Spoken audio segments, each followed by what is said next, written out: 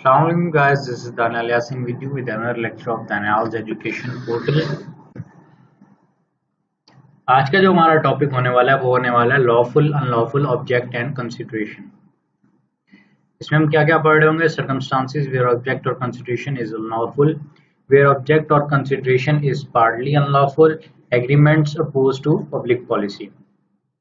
अच्छा जी, ये वैसे जो है ये हम अगर जहाँ तक डेफिनेशन की बात करें ये हम ऑलरेडी पढ़ चुके हैं, समझ लें। आज हम जो है ना इसकी लाइन बाय लाइन जो है एक्सप्लेनेशन, डिटेल्ड एक्सप्लेनेशन को पढ़ रहे होंगे। इसको एक बार रीड कर लेते हैं डेफिनेशन को। द कंसिडरेशन और object of an agreement is lawful unless, वो कह रहे हैं कि इसके अलावा कुछ भी होगा तो वो सब लॉफुल होगा। अच्छा, क्या क्या है इसमें कि जो अनलॉफुल कर देगा? वो ये है कि it is forbidden by law, number 1। Number 2, it is of such nature that if permitted would defeat the provisions of any law. It is fraudulent. It involves an injury to the person or property of another. The court regards it as immoral or opposed to public policy. अच्छा जी, यहाँ तक जो है ये समझ लें, ये अभी हम ये जितना भी हम पढ़ के हट रहे हैं, ये जो 5 पॉइंट्स हैं, इन सब को अब हम बारी बारी डिस्कस करेंगे डिटेल में।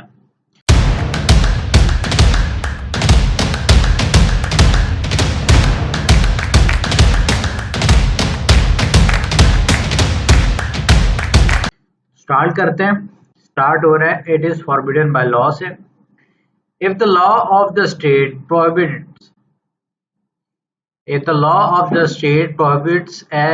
prohibits an object or the consideration of an agreement, then such agreements are void. An act is forbidden by law when it is punishable by the law of the country. The effects of such agreements are following. The collateral transactions to such an agreement are also become tainted and cannot be enforced.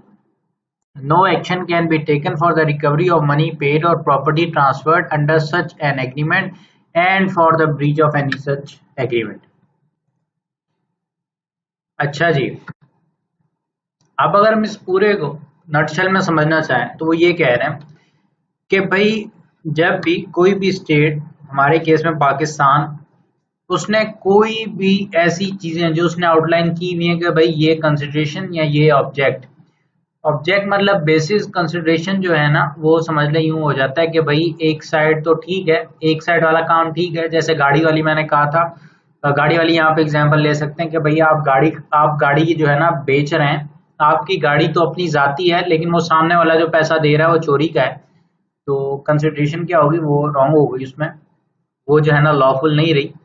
तो इसे nutshell में समझना चाहें तो वो ये कहना चाह रहा है कि भाई आपकी स्टेट, हमारे केस में पाकिस्तान, कुछ ऐसी चीजें आउटलाइन करती है जो कि अनलॉफुल नहीं है। अब अगर उनमें से कुछ भी आ जाता है, सही है, अगर उनमें से कुछ भी आ जाता है तो क्या हो जाएगा? हैं जी, वो क्या हो जाएगा? वो ये हो जाएगा कि वो फॉरबिडन बाय लॉ है।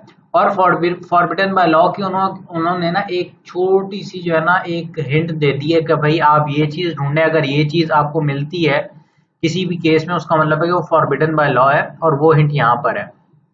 वो कह रहे हैं an act is forbidden by law when it is punishable by the law of the country. अब कोई भी ऐसा काम जो के जिसके अगेंस्ट आपको क्या मिल सकती है? सजा मिल सकती है। वो क्या है? उसका मतलब है कि वो फॉरबिडन बाय लॉ है।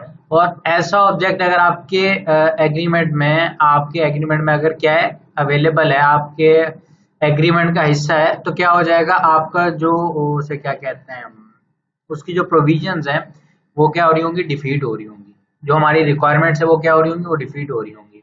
और उन्होंने एक और साथ बात, ये जो नीचे लिखी हुई है ये वाली चीज है, ये उन्होंने बेसिकली ये लिखा है कि भाई जब एक आपका जो बेसिस एग्रीमेंट की जो कंसिडरेशन या आपका उसे क्या कहते हैं कंसिडरेशन या ऑब्जेक्ट लॉफुल नहीं रहा, तो क्या होगा? उसकी वजह से आपकी एग्रीमेंट में जो चीज है वो सब भी जो है ना वो इन्फोर्सेबल नहीं रहेंगी। आप उस ट्रांजैक्शन के अगेंस्ट कुछ भी काम, मतलब आप वो एग्रीमेंट कर रहे हैं उसमें आप फिर जो भी काम कर रहे हैं ना, वो क्या हो जाएगा? वो जो है ना वो इन्फोर्सेबल नहीं रहेगा। आपका पैसा डूब भी जाए ना तो आप जो है ना कहीं पे जाके ये नहीं कह सकते, मतलब किसी कोर्ट में जाके ये नहीं कह सकते कि मेरा पैसा डूब गया, मुझे पैसा रिकवर करके दें। और उसमें साथ लिखा हुआ है कि भाई कि अगर आपने कोई उसे क्या कहते हैं, कोई भी ट्रांजैक्शंस हो रही हैं उस एग्रीमेंट के, वो एक हो रही हैं या जो है ना वो उसे क्या कहते हैं रिकरिंग बेसिस पे हो रही हैं, तो वो सब क्या हो जाएंगी, वो सब जो है ना आपको उसकी कोई प्रोटेक्शन नहीं मिल रही होगी। वो जो है ना समझ लें पूरे रिस्कफुल जो है ना वो सारी है ना रिस्क से भरी हुई ट्रांजेक्शन है। ठीक है जी, उनको कोई जो है ना प्रोटेक्शन नहीं है, मतलब कुछ भी डूबता है तो वो डूब जाएगा, वो फिर प्रॉपर्टी हो पैसा हो कुछ भी हो। यहाँ पे इन्होंने एग्जाम्पल्स दी हुई है। एग्जाम्पल्स क्या दी हुई है, अमीर promises to obtain for फकीर an employment in a public service and फकीर promises to pay 1000 to अमीर, the agreement is void as the consideration for it is unlawful। वो क्या है, ब्राइबरी है ना, क्या हो रहा है, ब्राइबरी हो रही है ना, तो ब्राइबरी क्या है, लॉफुल है अनलॉफुल है, अनलॉफुल हो गई ना। अगला क्या है, Abid, Sajid and Amjad agreed to divide the cash obtained by tax refund on the basis of fake documents। अब उन्होंने एक काम किया है, सही है, अब वो काम ही किसकी बेसिस पे हुआ है, उस काम की बेस ही क्या है, उस काम की बेस ही लीगल है, उन्होंने झूठे डॉक्यूमेंट्स बना के टैक्स रिफंड लिया है। As the object was unlawful, agreement is void। They also agreed to invest the amount in the business of Abid for mutual benefit for a year। After a year, when Sajid and Amjad demanded their share, Abid refused to pay.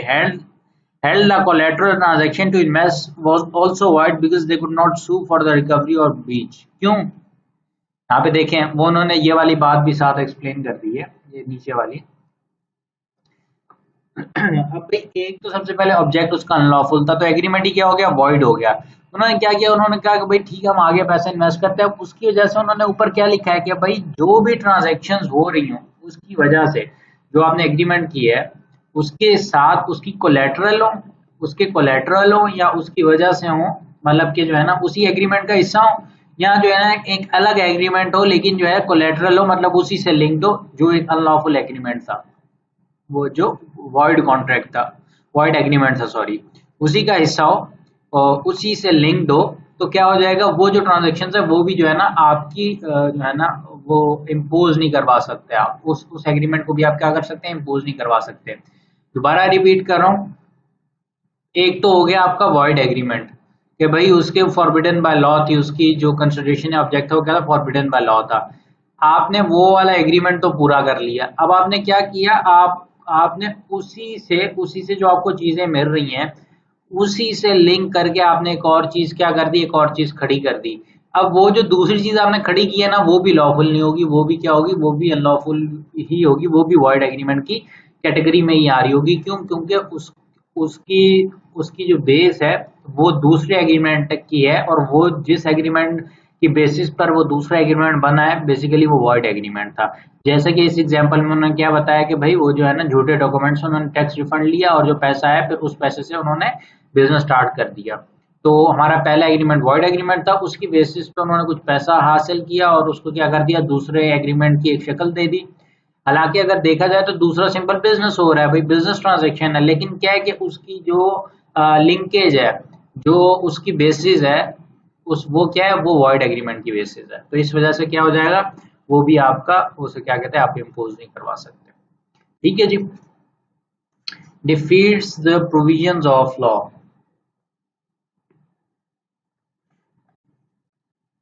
If the object or the consideration of an agreement is of such nature that if permitted it would defeat the provisions of any law, the agreement is void।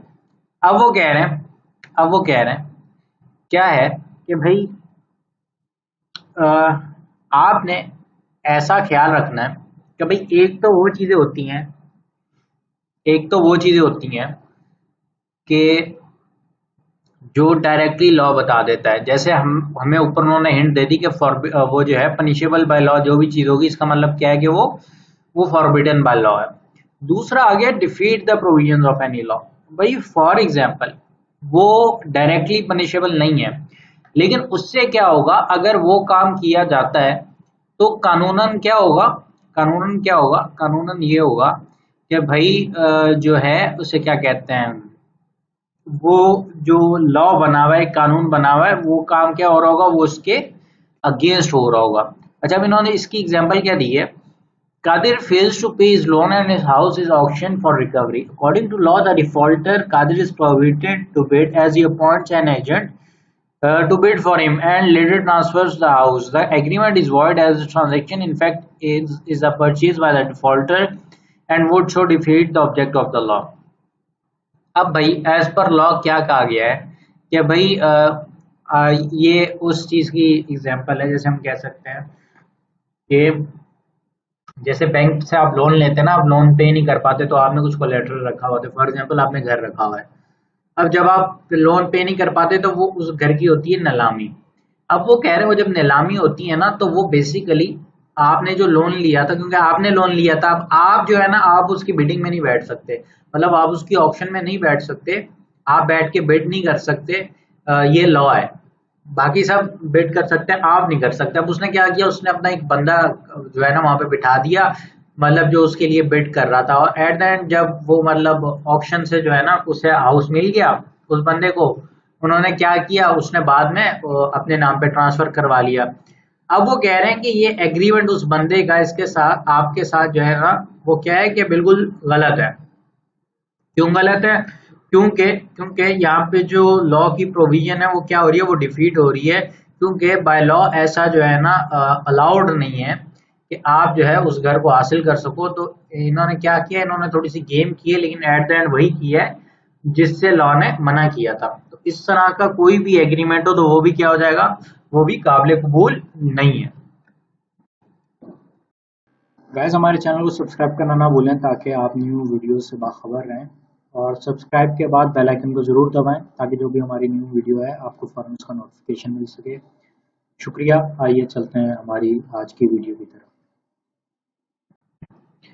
अब भाई fraudulent, where the object of an agreement is fraudulent the agreement is void. For example आप और आपके दो दोस्त मिल के जो है ना नहीं, आप और आपके दो दोस्त नहीं, कोई भी दो तीन बंदे मिल के क्या करते हैं, वो मिलके प्रोग्राम बनाते हैं कि भाई हम जो है ना यहाँ से इस बंदे के साथ मिलके हम फ्रॉड करेंगे, और फ्रॉड करने के बाद हम जो है ना यहाँ से गायब हो जाएंगे।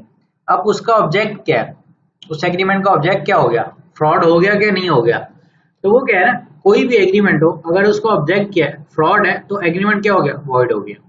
एग्जाम्पल्स क्या दिए हैं, Abid, Sajid and Amjad entered into an agreement of the division among them of gains acquired by them by fraud. The agreement is void as its object is unlawful. आपका फ्रॉड जो है वो क्या हो गया, फ्रॉड की वजह से आपका एग्रीमेंट क्या हो गया, वॉइड हो गया। Azam, being agent for a landed proprietor, agrees for money without the knowledge of his principal to obtain for Babar a lease of land belonging to his principal. The agreement is void as it implies a fraud of concealment by Azam on his principal. अब वो यही कह रहे हैं कि भाई फिर क्या हो गया, अब दोबारा जो है ना उन्होंने एक और केस बता दिया किसका, फ्रॉड का, कि भाई आजम जो था, आजम लैंड प्रोप्राइटर था, सही है, वो पैसों के लिए राजी हो गया बगैर किसके, बगैर प्रिंसिपल, जो कि बाबर, और बाबर के लिए उसने क्या कर दिया, उस जमीन के ऊपर क्या कर दी, उसने लीज ले दी, सही है। अब वो जो है उसे क्या कहते हैं, लैंड किसकी थी, उसके प्रिंसिपल की थी। अब क्या हो गया कि वो चोरी छुपे ये सब काम हो रहा है, तो क्या हो रहा है, बेसिकली फ्रॉड हो रहा है किसके साथ, जो प्रिंसिपल है उसके साथ। तो और वो कौन कर रहा है, वो आजम कर रहा है। It involves or implies injury. The object of an agreement will be unlawful if it tends to injure a person or the property of another. The property can either be movable or immovable. अच्छा जी, अब वो कह रहे हैं कि भाई आपकी जो है ना, आपकी जो है, सबसे पहले प्रॉपर्टी में समझ लें, ये जो है ना काफी इंपॉर्टेंट चीज है। मूवेबल और इमूवेबल का मतलब ये है कि भाई इसमें जो है ना आपकी रिस्पेक्ट, आपकी इमेज और वो सब चीजें भी आ जाती हैं। तो भाई वो कह रहे हैं कि आपका ऑब्जेक्ट अनलॉफुल कब हो जाएगा, जब वो किसी बंदे को जख्मी करना चाह रहे हैं या उसकी प्रॉपर्टी को जो है ना वो नुकसान पहुंचाना चाह रहे हैं।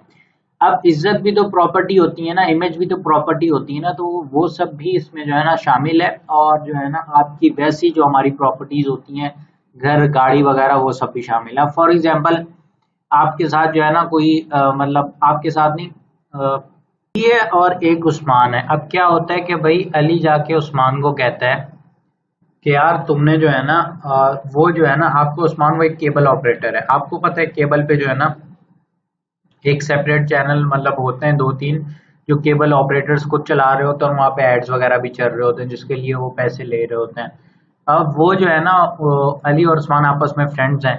अब अली ने जाके उस्मान को कहा कि यार तुम ये ऐड चलाओ, ये इस बंदे की तस्वीर भी चलाओ और बताओ कि यार ये बंदा 2 नंबर है, हालांकि वो बंदा बिल्कुल ठीक है और ये बंदा 2 नंबर है, इसने बहुत फ्रॉड फ्रॉड किए हैं, इससे बच के रहें। अब वो क्या हो रहा है बेसिकली, अब उसकी इमेज को जो है वो क्या किया जा रहा है, क्या किया जा रहा है, इंजर किया जा रहा है ना, उसको नुकसान पहुंचाया जा रहा है, हालांकि वो बंदा ठीक है। उसके अगेंस्ट जो है ना मतलब जो है ना एक प्रोपेगेंडा रखा जा रहा है।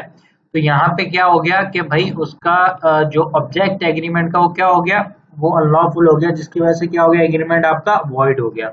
इन्होंने क्या एग्जांपल दी है, Abid promised to pay 1 lakh to Sajid on agreeing to publish a defamatory article against Arslan. It was held that Sajid could not recover the amount because the agreement was void as it involves injury to a person. अब वो कह रहे हैं कि भाई आबिद ने क्या किया, आबिद ने कहा कि मैं 1 लाख रुपए दूंगा साजिद को, क्या तुम जो है ना इसके किसी एक बंदे के खिलाफ जो है ना आर्टिकल लिख दो जबरदस्त सा, जिससे जो है ना उसका कबाड़ा हो जाए। अब उसने आर्टिकल लिख दिया, बाद में जो है ना आबिद पैसे नहीं दे रहा था और जो है ना साजिद अब क्या बाय लॉ कुछ भी नहीं कर सकता, क्यों, क्योंकि जो एग्रीमेंट था वो वॉइड था, उसकी उसमें क्या आ रहा था, वो जो उसका ऑब्जेक्ट था वो अनलॉफुल था। अगला क्या है, code regards it as immoral, just a second,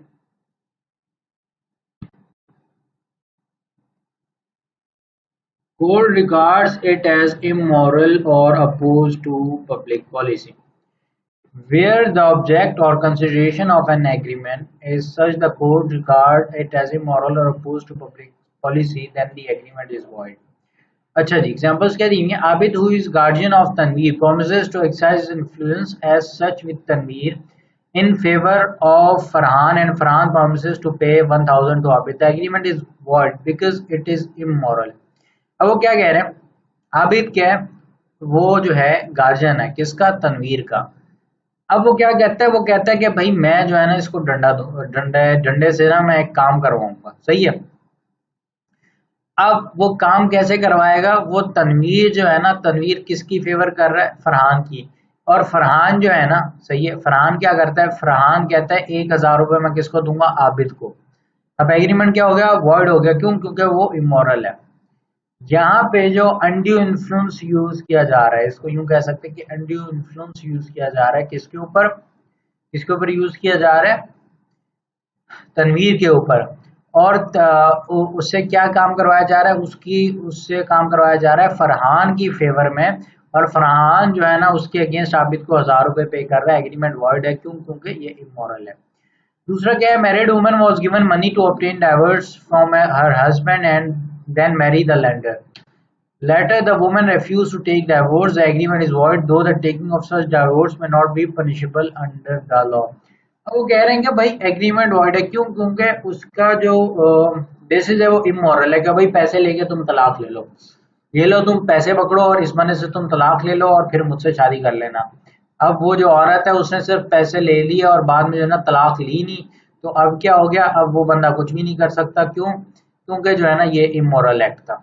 लेकिन उन्होंने बाद में लिखा है एग्रीमेंट वॉइड है, लेकिन क्या है कि वो जो अगर वो डाइवोर्स ले भी लेती तो वो जो है ना वो पनिशेबल नहीं था, क्यों, वो तलाक लेना तो उसका हक है।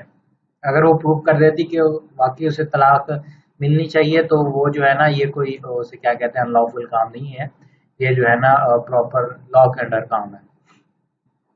वेयर ऑब्जेक्ट और कंसिडरेशन इज पार्टली अनलॉफुल, वो क्या कह रहे हैं कि पार्टली अनलॉफुल की जो है ना कंसिडरेशन, क्या ऑब्जेक्ट या कंसिडरेशन पार्टली अनलॉफुल भी हो सकती है। अब उसमें उन्होंने आगे कैटेगरीज रखी हुई हैं। सबसे पहले उसमें क्या है, non separable promises, when an agreement contains things to do legal as well as illegal and the legal part cannot be separated from the illegal part, the whole agreement is illegal and void। अब वो कह रहे हैं अगर आपने एक ऐसा agreement बनाया है जिसमें लीगल और इलीगल दोनों चीजें हैं, और जो है क्या है कि आपका इलीगल और लीगल सेपरेट नहीं हो सकता। क्या नहीं हो सकता? सेपरेट नहीं हो सकता। तो यहाँ पे क्या हो जाएगा, पूरा एग्रीमेंट इलीगल भी होगा और क्या हो जाएगा, वॉइड भी हो जाएगा। अच्छा, इन्होंने एग्जाम्पल क्या दी हुई है इसकी, non separable promises. Azam promised to superintend on behalf of Babar a legal manufacture of indigo and an illegal traffic in other articles. अब वो क्या कह रहे हैं, आजम जो है ना वो प्रॉमिस करता है, सही है, कि भाई बाबर के बिहाफ पे वो सुप्रिटेंड करेगा कि, और बाबर है कौन, बाबर एक लीगल मैन्युफैक्चरर है किसका, इंडिगो का, और बाकी बाकी कुछ चीजों में कौन सा है, वो इलीगल जो है ना ट्रैफिकर है। और दूसरा क्या है, बाबर प्रोमिसेस टू पे आजम अ सैलरी, और बाबर क्या कहता है, मैं तुम्हें 30,000 की सैलरी दूंगा। The whole agreement is unlawful and void because it can not be uncertain as to what was due on account of legal manufacture and what was due on account of illegal trafficking. अब भाई वो कह रहे हैं वो 30,000 की जो salary है, अब वो क्या कर रहा है, आपका जो आजम है, आजम दोनों चीजें सुप्रिटेंड कर रहा है। अब वो कह रहे हैं कि हम जो है ना ठीक तरह से अंदाजा नहीं लगा सकते कि कितना ज़्यादा उसने जो है ना वो उसे क्या कहते हैं, जो लीगल मैन्युफैक्चर है उसका काम देखा है, और कितना ज़्यादा आपका इलीगल ट्रैफिकिंग का देखा है, जिसकी वजह से आपके प्रॉमिस सेपरेट नहीं हो सकते, और सेपरेट नहीं हो सकते तो आपका पूरा जो है ना क्या हो जाएगा, एग्रीमेंट इलीगल और वॉइड हो जाएगा। आगे वो क्या कह रहे हैं, separable promises when an agreement contains things to do legal as well as illegal. And the legal part can be separate from illegal part. The legal part is a contract and the illegal part is a void agreement. अब for example अब आपके पास एक licensed gun है, सही है, या यूं कह लेते हैं उसे क्या कहते हैं, अमजद के पास एक लाइसेंस गन है, सही है। अब अमजद के पास साजिद आता है, कहता है यार मुझे जो है ना ये गन खरीदनी है, सही है। वो कहता है ठीक है मैं इसे तुम्हें दूंगा 50,000 रुपीज की। वो कहता है ठीक है 50,000 रुपीज में मैं ले लूंगा। लेकिन वो कहता है इसके बाद तुमने क्या करना है, गन ले जाकर एक बंदे को मारना है, इस वजह से मैं तुम्हें जो है ना मतलब फिर जो है ना तुम्हें 50,000 रुपीज की दे दूंगा, सही है। अगर तुम ये नहीं करते हो तो फिर मैं क्या करूंगा, फिर तुम्हें मैं 1 लाख रुपीज की दे दूंगा, मतलब 1 लाख रुपीज की दूंगा। अब अगर हम बात करें, इसमें दो चीजें आ गई, दो डिफरेंट चीजें आ गई। एक तो ये आ गई, आपका जो पार्टली है वो जो है ना, अगर हम देखें कि भाई अगर विदाउट कंडीशन, वो जो कंडीशन उसने डाली है, वो जो बंदा मारने वाली कंडीशन उसने डाली, अगर हम वो निकाल दें तो वो तो प्रॉपर एक कॉन्ट्रैक्ट बन जाएगा ना। अगर हम बंदा मारने वाली निकाल दें कंडीशन तो वो क्या बन जाएगा, वो तो एक कॉन्ट्रैक्ट बन जाएगा। तो फिर यहाँ पे हम सेपरेट कर सकते हैं। यहाँ पे सेपरेट कैसे कर सकते हैं कि भाई अगर हम उस विदाउट उस कंडीशन की बात कर रहे हैं तो ये क्या हो जाएगा, क्या हिस्सा है, अगर मतलब उस मारने वाले जो है ना कंडीशन को निकाल दें तो उसके बगैर जो एग्रीमेंट है वो क्या है, वो एक पूरा कॉन्ट्रैक्ट बन जाएगा और वो जो है इन्फोर्सेबल है। लेकिन जब हम दूसरी बात करें कि भाई वो जो बंदा मारने वाली बात है वो जो है वो इलीगल और वो क्या है, वो वॉइड एग्रीमेंट है, जो कि इन्फोर्सेबल बाय लॉ नहीं है। तो यहाँ पे सेपरेट हो सकता है। तो वो कह रहे हैं कि जो चीज सेपरेट हो सकती है, तो जितनी सेपरेट हो सकती है उस हद तक वो क्या है, उस हद तक वो जो है उसे क्या कहते हैं, इन्फोर्सेबल बाय लॉ है।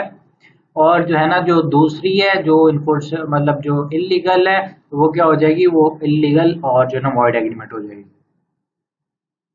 एग्जाम्पल क्या है, separable promises. Azam and Babar agree that Azam shall sell Babar a house for 10 million, but that if Babar uses it as a gambling house, he shall pay 50 million for it. The first set for reciprocal promises, namely to sell the house and to pay 10 million for it, is a contract. The second is set is for an unlawful object, namely that Babar may use the house as a gambling house and is a void agreement. अब वो कह रहा है कि भाई तुम जो है ना जुए का अड्डा बना लो, जुए का अड्डा बनाओगे तो इतने पैसे मैं लूंगा। तो वो क्या हो गया, वो जो है ना अनलॉफुल जो है ना आपका काम हो गया और वो जो है वॉइड एग्रीमेंट है, ठीक है जी। Alternative promise being illegal. In case of an alternative promise, one branch of which is illegal and the other illegal, the legal branch can be enforced. अब वो कह रहे हैं कि भाई इसमें जो है ना अगर अल्टरनेटिव प्रोमिसेस हो रहे हैं, सही है, अब इसमें वही ऊपर जो वाली बात आ गई कि भाई जो लीगल पार्ट है वो इन्फोर्सेबल है और जो इलीगल पार्ट है वो इन्फोर्सेबल नहीं होगी। तो अब यहाँ पे इन्होंने एग्जांपल क्या दी है, Akram and Wasim agree that Akram shall pay Wasim 1000 for which Wasim shall afterwards deliver to Akram either rice or smuggled opium. This is a valid contract to deliver rice and a void agreement as to the opium. अब वो यहाँ पे क्या कह रहे हैं कि भाई आपका क्या है, वो यहाँ पे जो है ना उसने दो चीजें दे दी कि भाई आपका जो है ना पहले वो कह रहे हैं अब वो कह रहा है कि आप 1000 रुपए में अकरम और वसीम किसके ऊपर एग्री करते हैं कि भाई पहले जो है ना 1000 रुपए में तुम क्या करोगे, उसे क्या कहते हैं उसे क्या कहते हैं, यहाँ राइस, यहाँ आप जो है ना हमें जो है ना ओपियम स्मगल करके दोगे। Akram and Wasim agree that Akram shall pay Wasim rupees 1000 for which Wasim shall afterwards deliver to Akram either rice or smuggled opium. अब वो कह रहे हैं कि 1000 रुपए में वो दे रहा है, सही है, कौन दे रहा है, अकरम दे रहा है, अकरम दे रहा है और जो है ना किसको दे रहा है, वसीम को दे रहा है। अब वसीम क्या करेगा, वसीम वो पैसे लेने के बाद यहाँ चावल यहाँ फिर जो है ना ओपियम वो जो है ना वो स्मगल करके देगा।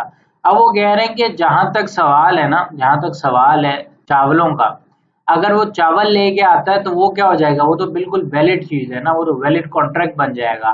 लेकिन इन केस अगर वो ओपियम लेके आता है तो वो क्या बन जाएगा, वो क्या बन जाएगा, याद करें वो क्या बन जाएगा, वो एक वॉइड एग्रीमेंट बन जाएगा। अच्छा जी, उसके बाद क्या है, agreements oppose to public policy. An agreement is said to be unlawful if the court regards it as opposed to public policy. Following are the agreements which are held to be opposed to public policy. अभी तक हमने सिर्फ ये सुना था oppose to public policy. अब हम क्या पढ़ रहे हैं, अब हम ये पढ़ रहे हैं कि बाय लॉ कौन सी चीजों को कहा जाता है कि वो अपोज टू पब्लिक पॉलिसी है।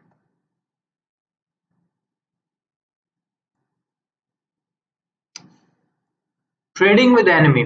A person cannot enter into an agreement with an alien enemy during the period of war on the ground of public policy. अब वो कह रहे हैं अगर किसी भी मुल्क के साथ जंग चल रही है, किसी भी बंदों के साथ जंग चल रही है, किसी ग्रुप के साथ जंग चल रही है, तो क्या कर सकते हैं आप, उसके साथ किसी भी किस्म के एग्रीमेंट में नहीं आ सकते हैं। This is because the further performance of the agreement involves commercial interaction with the enemy, and the continued existence of agreement would confer upon the enemy an immediate or future benefit. Contracts entered before the declaration of war are either suspended or terminated during the period of war. अब वो कह रहे हैं कि भाई क्या scene है, एक तो ऐसे एग्रीमेंट है कि भाई आप जो है ना ऑलरेडी आपका एग्रीमेंट चल रहा था ना किसी कंट्री के साथ, किसी कंट्री के साथ आपका एग्रीमेंट चल रहा था, अचानक वॉर शुरू हो गई, तो वो क्या हो जाएगा, वो वहीं पे जो है ना आपका जो उसे क्या कहते हैं आपका एग्रीमेंट है वो वहीं पे खत्म हो जाएगा। क्यों, क्योंकि उससे हमारी जो है ना लड़ाई शुरू हो गई, जंग शुरू हो गई है, और जो है वो उससे आपका जो दुश्मन मुल्क है उससे क्या मिलेगा, उससे अभी बेनिफिट मिलेगा या फिर फ्यूचर में कोई बेनिफिट मिलेगा, लाजमी सी बात है। तो वो कह रहे हैं वो जो है ना हम खत्म कर देंगे, और जो है ना आप नए एग्रीमेंट कोई भी नहीं कर सकते during the period of war, जिनके साथ आपकी वॉर चल रही है। Trading with enemy, Imran agrees to buy goods from Narendra citizen of a country at war with Pakistan, the agreement is void. वही बात कि भाई अब वो जो है ना वो अब एक कंट्री के साथ आपकी जंग चल रही है और आप वहां के किसी सिटीजन के साथ भी एग्रीमेंट कर रहे हैं, तो क्या हो जाएगा, वो हो जाएगा वॉइड। Stifling prosecution.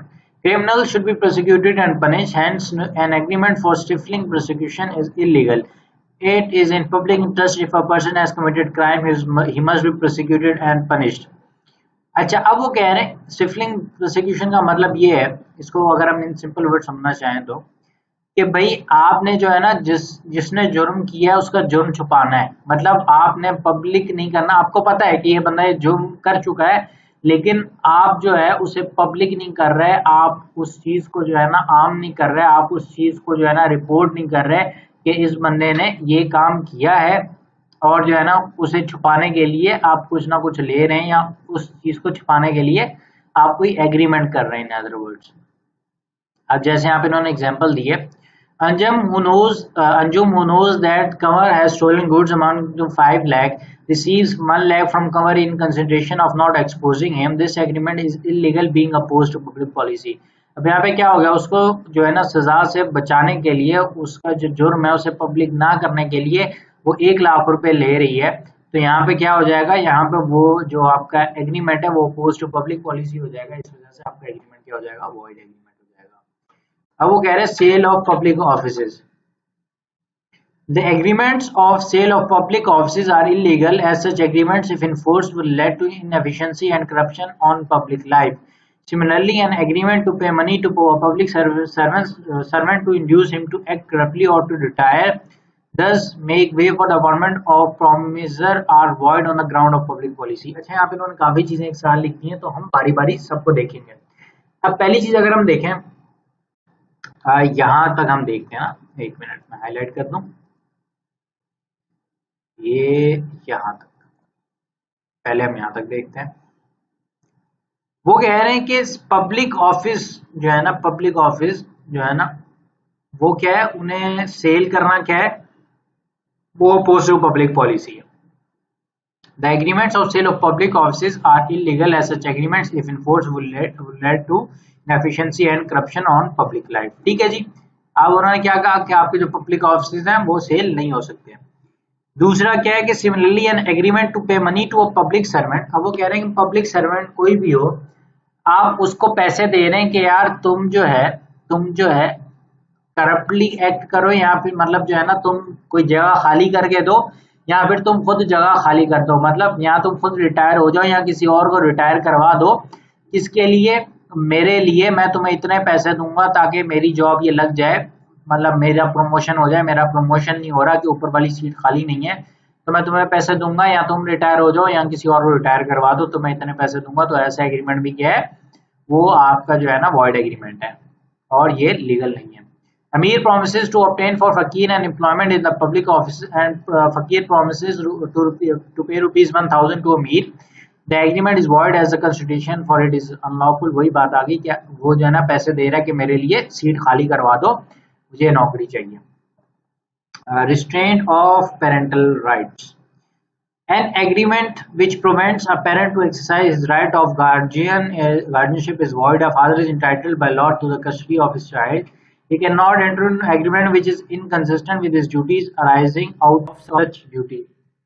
अब वो क्या कह रहे हैं, वो ये कह रहे हैं कि भाई आपके जो फादर होते हैं, मतलब बाय लॉ फादर जो होता है ना, उसकी ड्यूटी होती है, सही है, उसकी ड्यूटी क्या होती है, कस्टडी ऑफ चाइल्ड की उसकी ड्यूटी होती है। और जो है ना लाजमी बात है, जब कस्टडी उसके पास है तो वो क्या करेगा, लाजमी बात है पूरा ख्याल उसका रखेगा बच्चे का, और जो है ना पूरी चीजें उसकी देख रहा होगा, क्या मसला है, किस तरह है, उसकी जरूरियात देख रहा होगा। तो वो कह रहे हैं कि वो कोई भी जो है ना ऐसा एग्रीमेंट नहीं कर सकता जिससे वो ये सब ना कर सके, जिससे वो अपने बच्चे का ख्याल ना रख सके। इस तरह का कोई भी एग्रीमेंट हो जो इनकंसिस्टेंट हो उसकी ड्यूटीज से, वो क्या हो जाएगा, वो वॉइड एग्रीमेंट हो जाएगा। Asif entered into an agreement with his in laws to never meet his children if they pay him ₹5 million। The agreement is void. अब भाई वो तलाक हो गई ना, फॉर एग्जाम्पल तलाक हो गई है आसिफ को, यहाँ पे हम एग्जाम्पल ले लेते हैं, और उसके जो है ना वो बीवी के घर वाले कह रहे हैं कि भाई इस तरह है, उसके ससुराल वाले कह रहे हैं कि हम तुम्हें 50 लाख रुपए देंगे और तुम जो है ना ताल्लुक बिल्कुल तोड़ दो। अगर वो राजी हो भी जाता है ना, वो एग्रीमेंट क्या होगा, वो एग्रीमेंट वॉइड होगा, वो एग्रीमेंट इन्फोर्सेबल नहीं है। मतलब अगर वो 50 लाख ले के बाद में मिलने जाता है ना, और वो जाके कोर्ट में केस करें, तो वो कुछ भी नहीं होगा, वो कहेंगे कि एग्रीमेंट क्या था, ये वॉइड था। Restraint of personal liberty। An agreement of which duly restricts the personal liberty of a person is void, as law generally allows all persons with the freedom to enter any contract they please। अब भाई for example, अब कोई बंदा जो है ना किसी एक के पास जाता है, क्या उसे पता है कि भाई ये मेरा कॉम्पिटिटर बन रहा है, वो जाके कहता है कि तुम जो है ना मैं तुम्हें इतना पैसा दूंगा, मैं लेकिन तुम जो है ना इस तरह के किसी भी एग्रीमेंट में, मतलब कोई भी एक कैटेगरी बता देता है कि तुम जो है ना इस तरह के किसी भी एग्रीमेंट में जो है ना एंटर नहीं हो गया। बेसिकली क्या हो गया, वो उसकी जो है ना पर्सनल लिबर्टी को छीनना चाह रहा है, क्योंकि बाय लॉ तो आप हर तरह के जो है ना कॉन्ट्रैक्ट बना सकते हैं, एग्रीमेंट बना सकते हैं, लीगल होने चाहिए, तो आप जो है ना बन सकते हैं। बना सकते हैं। लेकिन क्या है कि वो यहाँ पे दूसरा बंदा आगे पैसे दे रहा है कि तुम मेरे साथ एक एग्रीमेंट कर लो और तुम ये वाले जो है ना इस तरह के कॉन्ट्रैक्ट नहीं करोगे, क्योंकि उसे डर है कि भाई ये मेरा कॉम्पिटिटर बन रहा है। तो ऐसा कोई भी एग्रीमेंट होगा वो क्या हो जाएगा, वो जो है ना रिस्ट्रेंट ऑफ पर्सनल लिबर्टी के जुमरे में आ जाएगा, मतलब उसकी जो है ना जुरिस्डिक्शन में आ जाएगा। तो इस वजह से क्या हो जाएगा कि भाई वो जो है उसको नहीं माना जाएगा, सही है। और जो है ना वो एग्रीमेंट वॉइड हो जाएगा। यहाँ पे उनके एग्जांपल दिया, an employer and employee agree that employee can not enter into any contract for 5 years whether personal और प्रोफेशनल इन नेचर।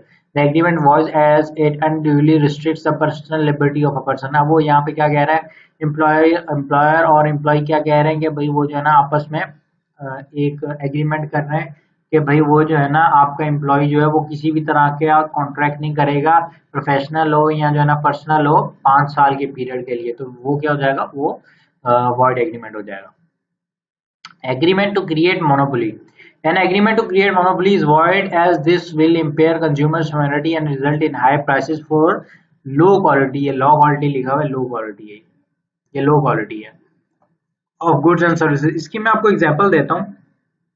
जैसे जहांगीर तरीन का शुगर केस वो चल रहा है ना, स्कैंडल चल रहा था इनका, वो शुगर केस वाला जहांगीर तरीन का, वहां पे यही यही जो है ना उसका रीजन यही था, मोनोपोली थी, उसका रीजन यही था कि भाई वो जो जितने भी शुगर मिल्क मालिकान थे वो मिलके जो है ना व्हाट्सएप ग्रुप चला रहे थे और वहां पे वो मिल के शॉर्टेज क्रिएट कर रहे थे। वो मोनोपोली कहते हैं कि भाई आप जो है ना एक सिंगल एंटिटी की तरह एक्ट कर रहे हैं, आप जो है ना एक सिंगल एंटिटी की तरह एक्ट कर रहे हैं, आप मिल के जो है ना अपनी प्रोडक्ट को होल्ड कर रहे हैं और फिर मिल के एक प्राइस के ऊपर जो है ना इतनी हम बढ़ाएंगे वो एग्री कर रहे हैं और फिर जो है ना प्रोडक्ट को दोबारा मार्केट में लेके आ रहे हैं। तो मतलब वो मिल के जो है ना एक जो है ना काम किया जा रहा है, 2 नंबरी काम किया जा रहा है कि प्रोडक्ट होते हुए मिल के प्रोडक्ट को होल्ड किया जा रहा है।